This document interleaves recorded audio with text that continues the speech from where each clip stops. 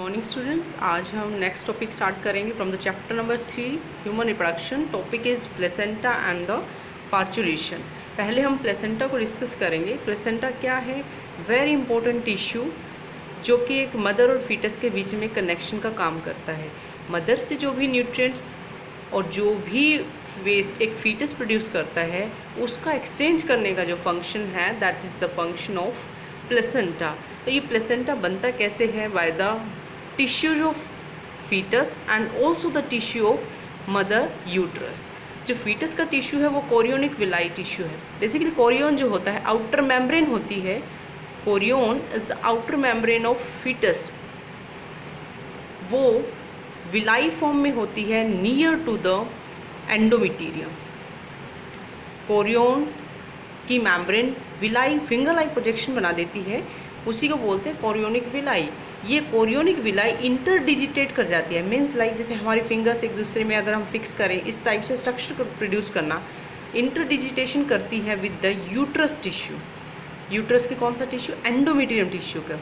और एंडोमेटीरियम को डेसिडुआ बेसिलिस कहते हैं। जब एंडोमेटीरियम फीटस को कवर अप कर जाता है तो उस टाइम नेमिंग चेंज हो जाती है, दैट इज़ डेसिडुआ बेसिलिस या यूट्रन टिश्यू। और कोरियोनिक विलाई जब एक दूसरे से इंटरडिजिटेट कर जाएं, मिल के एक टिश्यू बनाते हैं, that is the placenta. Like this अगर हम इसको समझें, ये है एंडोमेटीरियम। ये एंडोमेटीरियम ने यहाँ पर जो टिश्यू है ये है यूट्रिन टिश्यू, और जो ये फिंगर लाइक स्ट्रक्चर सब मैंने बनाया हुआ है this is the chorionic villi. ये कोरियोनिक विलाई एंड मैंने कंप्लीट स्ट्रक्चर नहीं बनाया, बस एक यहाँ पर ये जो टिश्यू कोरियोनिक विलाई और यूट्रिन टिश्यू मिलके जो एक स्ट्रक्चर क्रिएट करते हैं, that is known as the placenta. ये प्लेसेंटा जो है इसका फंक्शन क्या रहेगा? फंक्शन है जो भी ऑक्सीजन इम्पोर्टेंट कंपोनेंट्स जो एक फीटस को या किसी भी ऑर्गेनिज्म को सर्वाइवल के लिए चाहिए वो सभी के सभी सप्लाई करना है काम प्लेसेंटा का। Like oxygen supply, food supply, nutrient supply, सारे सप्लीमेंट्स को प्रोवाइड करना। अनदर जो भी अगर ऑब्वियस बात है कि फीटस एक लिविंग बीइंग है तो वो भी जो एक वेस्ट बनता है लिविंग बीइंग में वही वेस्ट प्रोड्यूस करेगा, तो उन सभी वेस्ट को भी रिमूव करने का काम भी किसके थ्रू होता है? By the placenta, from this placenta. Another very important function, ये जो प्लेसेंटा है ये एक एंडोक्राइन टिश्यू की तरह बिहेव भी करता है। और एंडोक्राइन टिश्यू क्या होता है? वो टिश्यू जो हॉर्मोन्स को एंडोक्राइन मीन्स जो हॉर्मोन्स या केमिकल्स को रिलीज करे। इट्स ना behave like a gland, very very important. और कौन कौन से ये टिश्यू, ये जो एंडोक्राइन टिश्यू की तरह अगर बिहेव करेगा तो कौन कौन से हॉर्मोन्स को रिलीज करेगा? ये हैं आपके main 6 hormones which are released by the placenta. HCG human chorionic gonadotropin, very very important hormone. HCG hormone इसका काम क्या है? ये हार्मोन जैसे कि LH हार्मोन ल्यूटेनाइजिंग हार्मोन उसी की होमोलॉगी करता है या उसी के की तरह फंक्शन करता है HCG कि ये कार्पस ल्यूटियम को डीजनरेट होने से बचाता है। Very important function. HCG का फंक्शन है कि ये कार्पस ल्यूटियम को डीजनरेट होने से बचाता है। क्यों डीजनरेट होने से बचाता है? हमें कार्पस ल्यूटियम की रिक्वायरमेंट क्या है? क्योंकि कार्पस ल्यूटियम है मेन सोर्स ऑफ प्रोजेस्टेरॉन। अब प्रेगनेंसी फीमेल में हो चुकी है तो वहाँ पर मेंटेन करने के लिए प्रेगनेंसी को चाहिए प्रोजेस्टेरॉन, और प्रोजेस्टेरॉन को रिलीज करता है कार्पस ल्यूटियम। अब कार्पस ल्यूटियम को बने रहना है, उसको कार्पस ल्यूटियम ब्रेक डाउन ना हो, तो उसको मेंटेन कार्पस ल्यूटियम को मेंटेन करने का काम है HCG का। पहले 3 मंथ, फर्स्ट 3 मंथ्स में कार्पस ल्यूटियम को मेंटेन रखना पड़ता है और वो करता है HCG। It's very very important. इसलिए जब फीमेल जो प्रेगनेंसी टेस्ट करती हैं उसमें जो यूरिन में इसी हार्मोन का लेवल बढ़ा हुआ मिलता है, जिससे डिटेक्ट होता है कि वहाँ पर फीमेल प्रेग्नेंट है और वहाँ प्लेसेंटा बन चुका है और प्लेसेंटा से HCG रिलीज हो रहा है, कोरियोनिक गोनाडोट्रोपिक हार्मोन।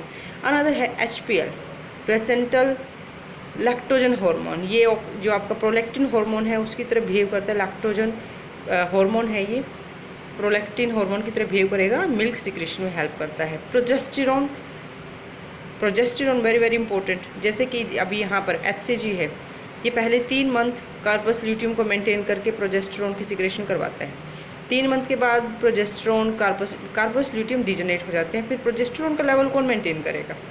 प्रोजेस्टेरॉन तो पूरी प्रेगनेंसी को मेंटेन करने के लिए चाहिए। तो उसके बाद जो 9 मंथ की प्रेगनेंसी है उसमें 3 मंथ तो कॉर्पस ल्यूटियम प्रोजेस्टेरॉन सिक्रीट करके क्या करता है, प्रेगनेंसी मेंटेन करता है। उसके बाद जो प्रोजेस्टेरॉन को है लेवल हमें चाहिए वो खुद प्लेसेंटा बनाता है। प्लेसेंटा प्रोजेस्टेरॉन हार्मोन रिलीज करता है ताकि प्रेगनेंसी मेंटेन रहे। Very very important. Oestrogen it's a female hormone जो फीमेल के अंदर अनदर जो फंक्शंस है फीमेलियन उनको मेंटेन करने के लिए है।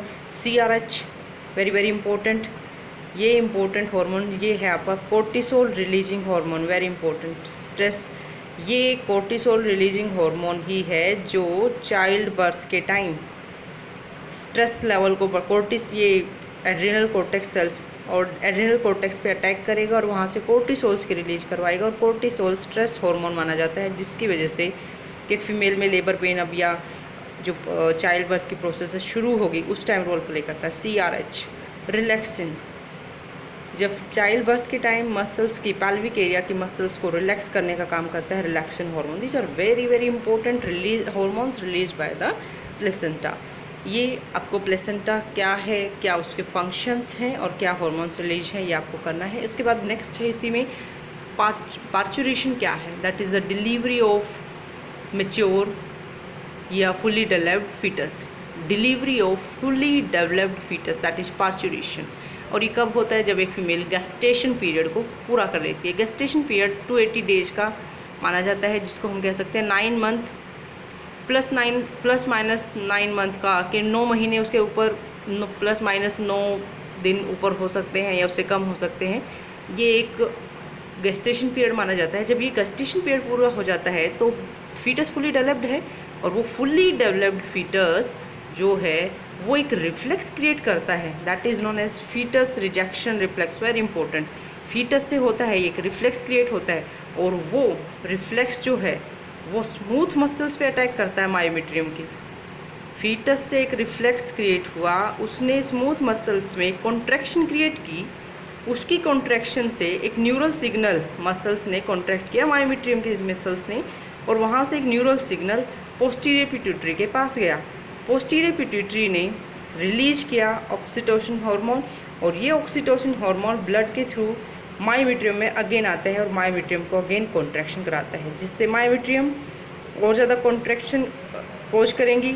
अगेन वो सिग्नल फिर पिट्यूटरी के पास जाएगा, पिट्यूटरी दोबारा और ऑक्सीटोसिन रिलीज करेंगी, बार बार ऑक्सीटोसिन रिलीज होता जाएगा जिससे कॉन्ट्रैक्शन बार बार किसकी कॉन्ट्रैक्शन, मायोमेट्रियम की कॉन्ट्रैक्शन बढ़ती जाएंगी।